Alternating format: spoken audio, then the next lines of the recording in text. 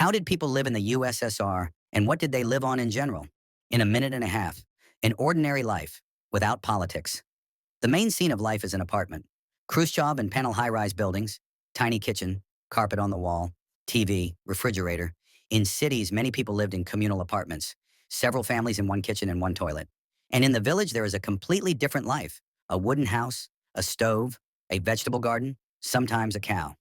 People just grew some of the food themselves. Officially, there was no unemployment. Everyone worked somewhere.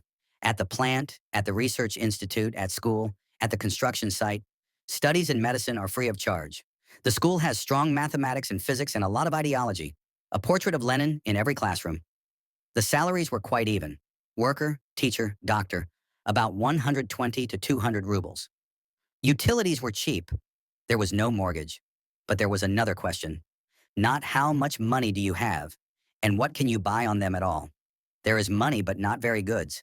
Meat, sausage, shoes, appliances. Everything is often in queues or by blat. That's why many people also lived in the garden. Potatoes, vegetables, jars of pickles and jam for the winter.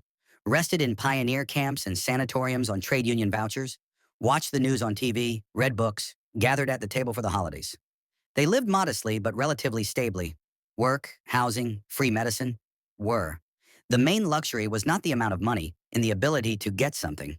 That's how people lived in the USSR, between the idea of a bright future and the queue for sausage.